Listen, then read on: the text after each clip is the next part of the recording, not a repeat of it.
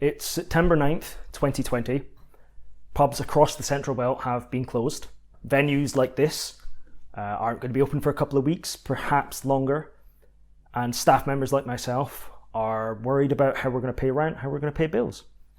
I wanted to make this video to just kind of hit on a few points that I think people aren't talking about for hospitality workers during COVID, and maybe pitch a few ideas that could help everyone in the long run.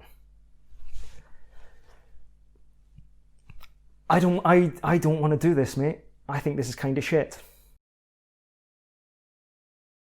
You know what, Terry? Maybe you're the one that fucking lost it, alright? I don't want to do your weird highbrow political commentary bullshit. I want to talk about real issues. I want to talk about important things. I want to talk about something that has always been important to me. And I know just the damn thing.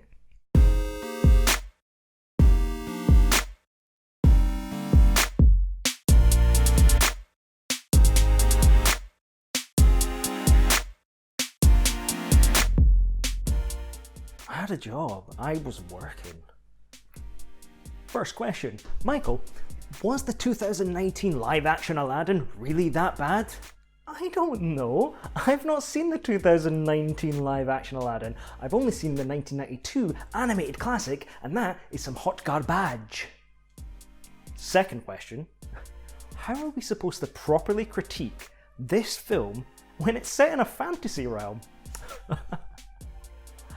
Why do you think it's a fantasy realm? You've clearly not done the research, like I have. I cannot stress, I have so much time on my hands, please. Please listen to me. In the 1994 TV series, they mention Agrabah as part of the 7 deserts.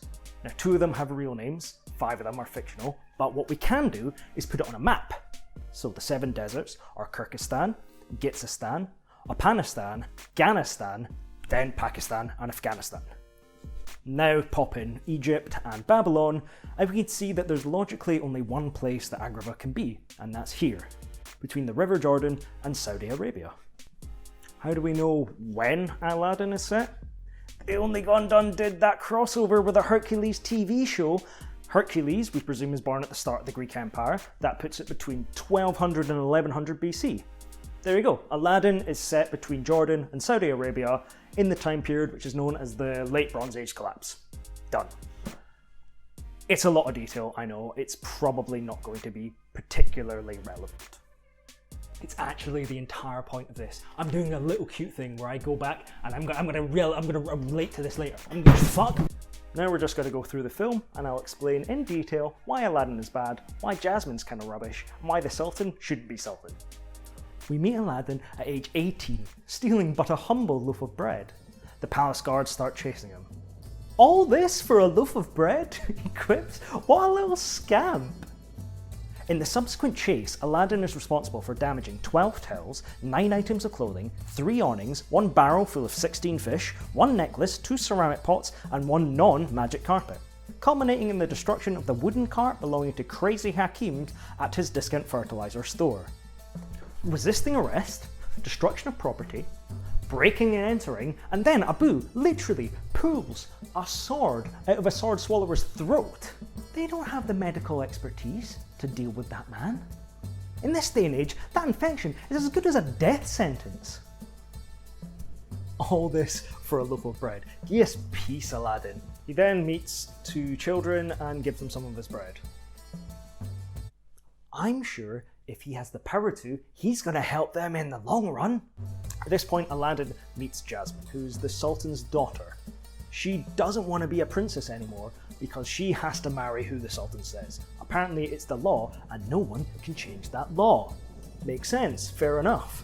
Jafar, the right-hand man of the Sultan, kind of in charge of the palace guard, kind of in charge of all of Agrabah really, because the Sultan doesn't seem to do much, but whatever. Jafar tries to trick Aladdin into going to the Cave of Wonder to steal the magic lamp. What's in the magic lamp? It's the genie! Aladdin grabs that, grabs the lamp, grabs the genie. Aladdin's got superpowers now. Aladdin is now stuck in the Cave of Wonder, about to die, with a genie that can grant him 3 wishes. So he uses his first wish to get the genie to save their life so that both him and Abu can get out of there. Oh, sorry, did I say he uses his first wish to save him and his friend's life? No. What he does is he tricks the genie into getting out of there for free. Because Aladdin ain't gonna use his wishes to save someone's life, he doesn't give a care. That's one wish down, he wants all 3 wishes. Aladdin and the genie have a bit of a heart-to-heart. The genie says that if he had one wish, it would be freedom. Aladdin says, hey bro, I'll give you your freedom. Give me those first 2 wishes, and then I'll give you freedom though. I'm not gonna do it immediately, I'm not that sound.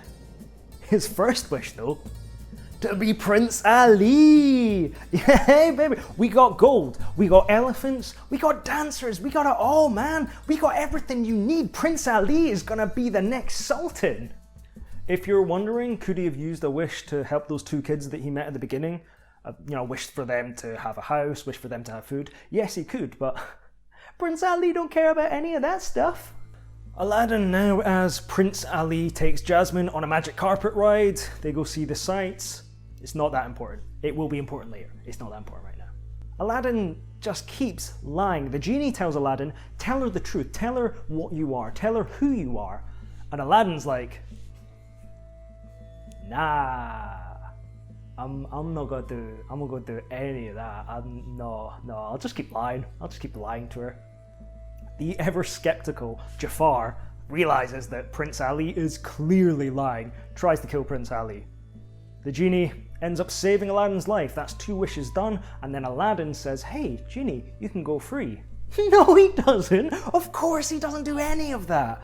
Aladdin doesn't care about the genie. No, he decides that he's going to need the genie forever. If he's going to become the prince, he's always going to need the genie. Then Jafar steals the lamp. Jafar gets a genie and makes his 3 wishes. The first wish is to be Sultan, which he was kind of in charge already, but sure, now he's going to be completely in charge. The Sultan refuses to step down, so Jafar makes a second wish, to be a powerful sorcerer. At this stage, Jafar just slaughters everyone in Agrabah. No, he doesn't. He doesn't do any of that. Actually, all Jafar does is tell Jasmine who Prince Ali is. Basically exposes this mass liar, this catfisher, this gaslighter for who he is. The genie doesn't care. He's like, no, Aladdin, I'm still on his side.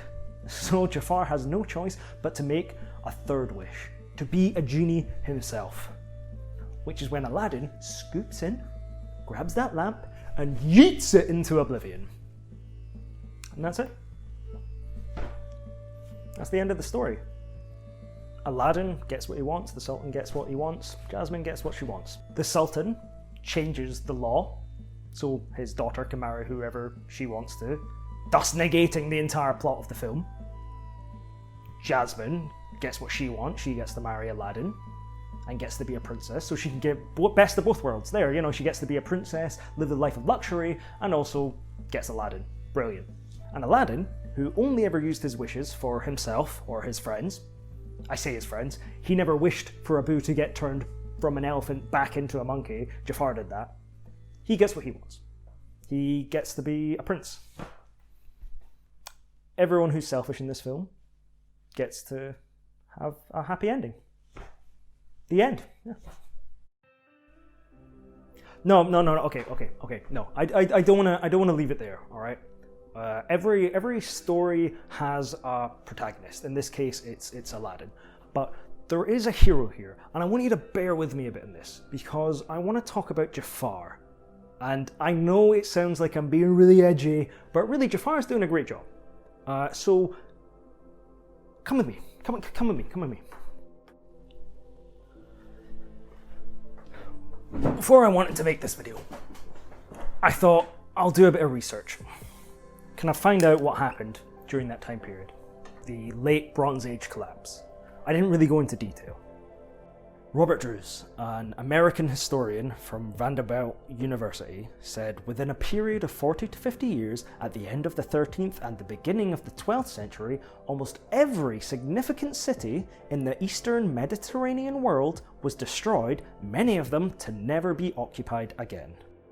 this period in time is absolutely brutal. The Mediterranean Sea, which is on the brink of Agrabah itself, is being destroyed. Cities are being razed, lands are being pillaged, people are dying. We're inventing new weapons and new ways to kill each other. How on earth is Aladdin supposed to protect Agrabah from what's on their doorstep? He has no idea of the outside world. I need to go. I'm going to go over here. This will be better. This will be better. This will be a good setup. This will work. This will work. You see, there's one song in Aladdin that I hate. A Whole New World. Or rather, A Whole New World. It's not splendid. It's not nice. The world outside of Agrabah is hell. A new fantastic point of view from an ivory tower. Or should I say an ivory carpet. They must have seen those cities. They must have seen what was happening outside. And they didn't care. 100,000 things to see. Those 100,000 things to see were dead bodies. They were the dead bodies scattering the Mediterranean Sea. They didn't have a genie. They didn't have a magic lamp. They didn't have the ability to fix anything. They didn't have the power that Aladdin did have. If they had a magic lamp, if they had a magic carpet, they would have wished for their lives to be returned to normal. They would have wished for their homes to be rebuilt. They wouldn't have wished to improve the life of one unempathetic, egotistical street rat.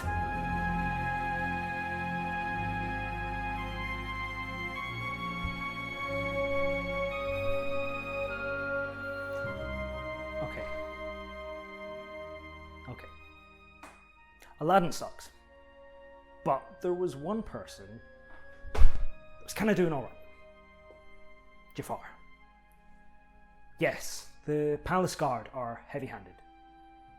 But of course they're heavy-handed to an 18-year-old that's never stepped foot out of Agrabah.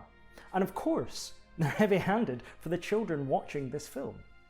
But we, as adults, know that you are responsible for your own actions. It wasn't just a loaf of bread. He destroyed property. He broke multiple laws. Of course they tried to jail him. That's what happens in society. The world outside of Agrabah is awful. Jafar has kept order. Yes, he's strict, but of course he's strict. He's seen what happens to everyone else. I'm just saying, if I had a choice between living in Agrabah and following the rules that Jafar sets, or taking a risk in the outside world, I'll take Agrabah every time. I will take Jafar every time.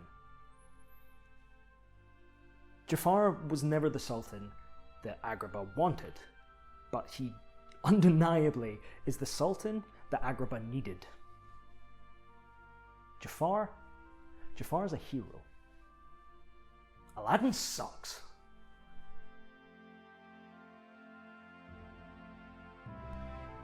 If you watched this entire video, thank you. I genuinely appreciate it. This is just a dumb little furlough project that I had in my head and just really wanted to do. The truth is, I'm obviously not going to touch on it, but it is a tough time. I'm sure it's a tough time for everyone. I just wanted to do a fun little thing. Thank you so much for watching. If you liked it, maybe give it a share. That'd be great. I'm not going to do the whole like, subscribe stuff because I'm genuinely hoping that in a couple of weeks' time, my job comes back and I can go back to being a bartender because I like it. All right, thank you very much. Cheers.